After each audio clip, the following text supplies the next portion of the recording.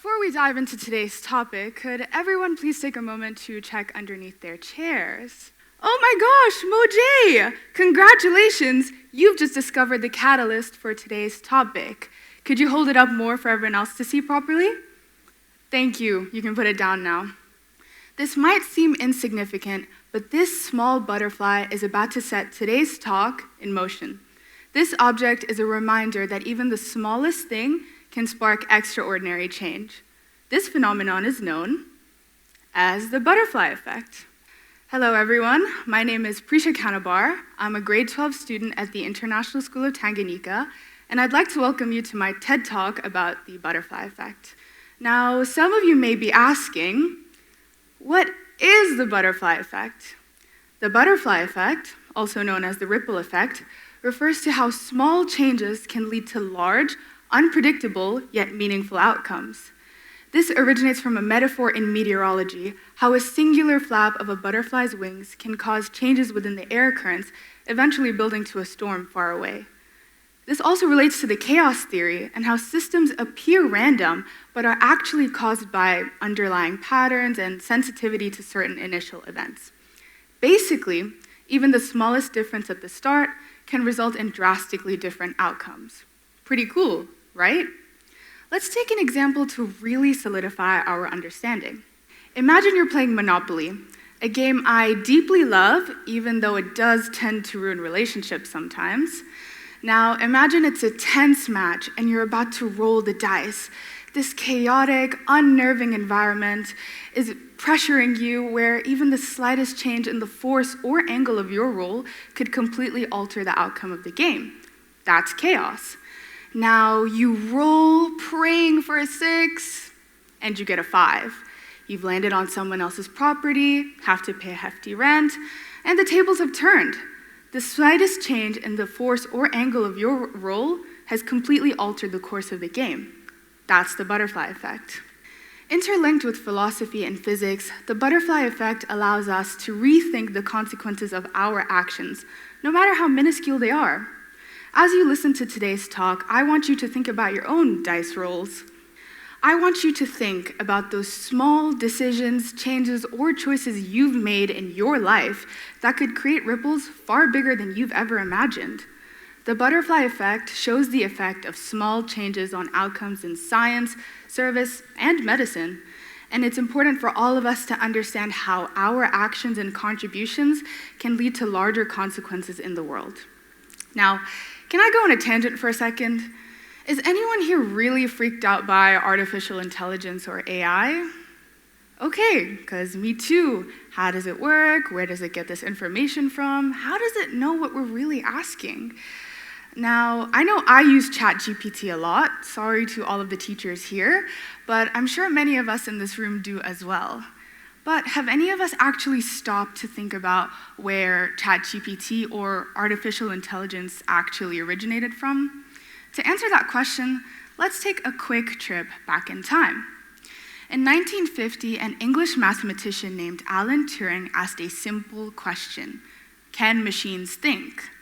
He didn't know it then, but this would spark a long investigative journey into what we now know to be artificial intelligence, or AI.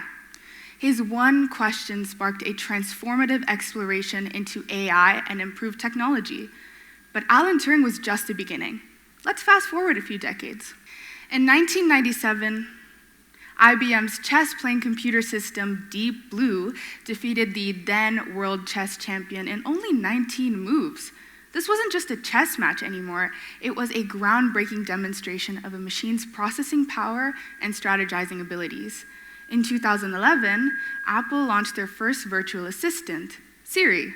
Sorry if I triggered anyone's phones.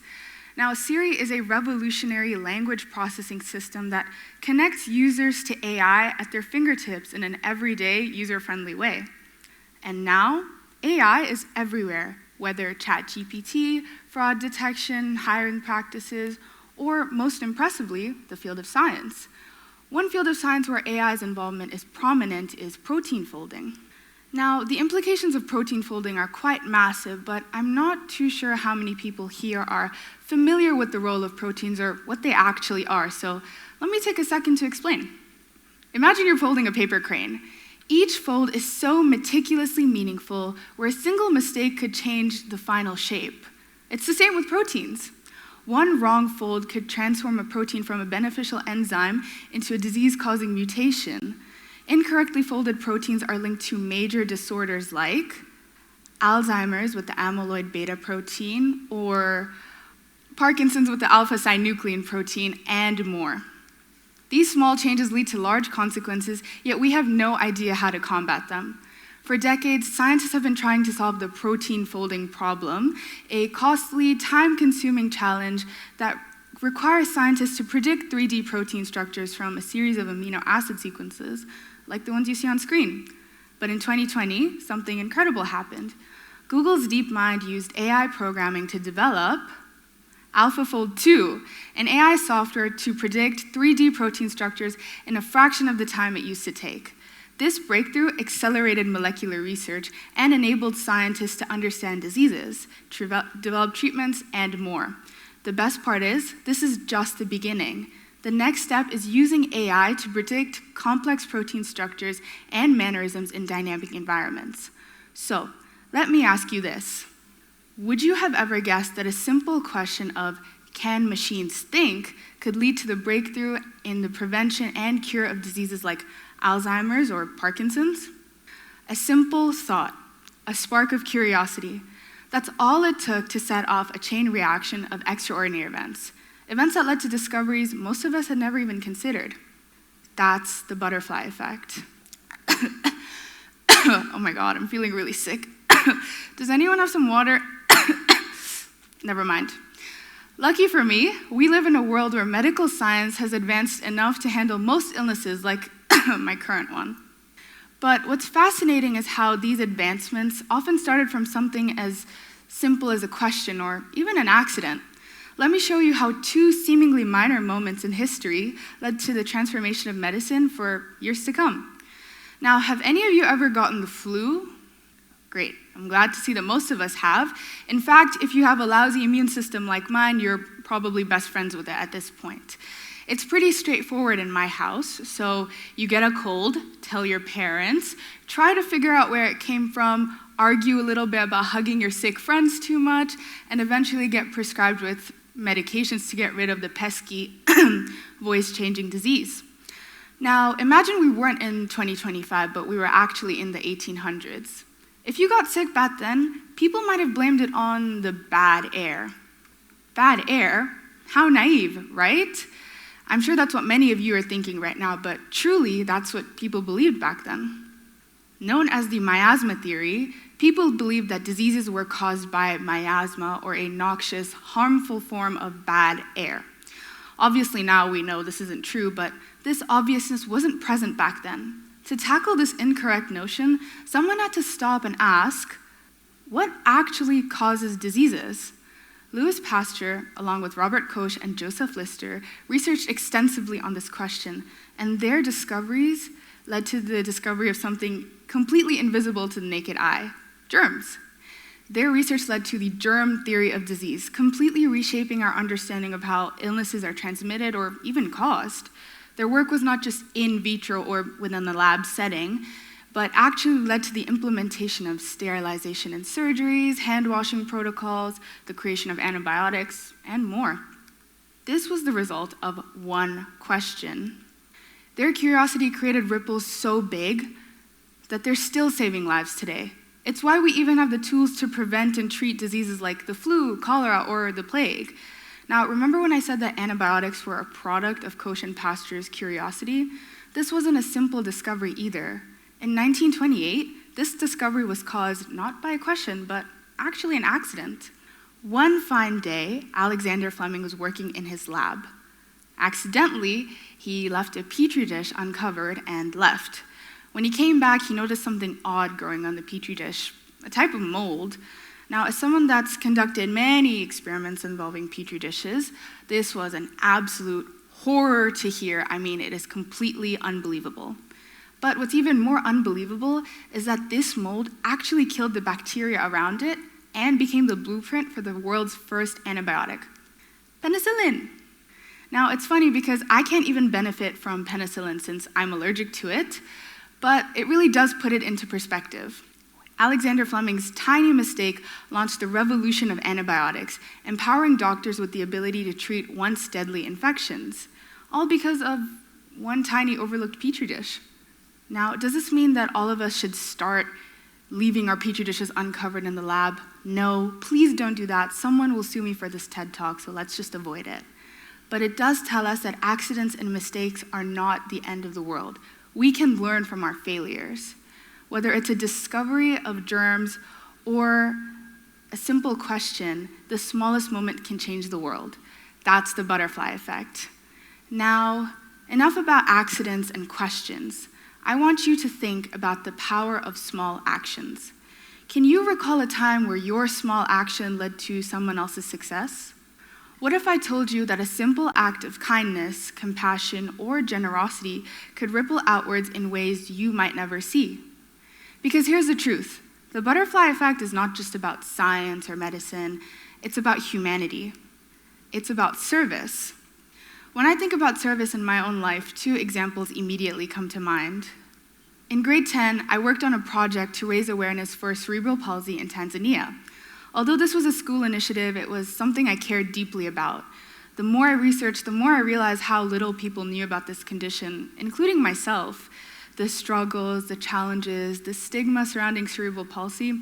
I wanted to help change it. Through fundraising and campaigning, I was able to raise awareness within my school community and within the general public for cerebral palsy. Furthermore, through dedicated fundraising and campaigning, I also raised 2 million shillings, which were used to purchase wheelchairs and physiotherapy equipment for children with cerebral palsy here in Tanzania. And here's the butterfly effect. One simple conversation about cerebral palsy might inspire someone to advocate for disability rights, just like it inspired me. One question, one conversation, one small action can lead to the biggest difference. That's the butterfly effect. Moving forward, I was a part of the service club Kujali, Care for the Different, in our school, the International School of Tanganyika. Our TET worked with the Salvation Army School for Children with Disabilities, and we provided them with physiotherapy equipment and emotional support as well. We hosted various fundraisers and invited them over to ISD to host activities like football, basketball, painting, and more. And we also visited the Salvation Army School to learn more about their objectives and their lifestyles. Both of these experiences taught me that service doesn't always have to be about massive world-changing efforts. Service starts with a single small action, raising awareness, having a conversation, or simply being there for someone in need. Now, let's come full circle. Earlier, I asked you to think about the butterfly effect in your own life, those small actions, decisions, or moments that can change air currents and eventually build into a storm far away. In science, we see how a simple question of can machines think led to the revolution of understanding proteins through the creation of AlphaFold 2. In medicine, we see how a single question or accident led to the development of antibiotics, saving countless lives and leaving lasting impacts. And in service, we see how raising awareness for cerebral palsy or connecting with children can transform lives and unite communities. The butterfly effect teaches us this. The smallest action has the power to spark monumental change. It's up to us to take that first step. So, let me ask you this. What's your butterfly effect? Because even the smallest flap of a butterfly's wings can set a hurricane into motion. And even the smallest act of service can change the world in ways you might never see. Take this away from today. One person found a small butterfly, which led to our imminent discussion on this topic. Imagine what you could do if you just took the first small step. Thank you so much.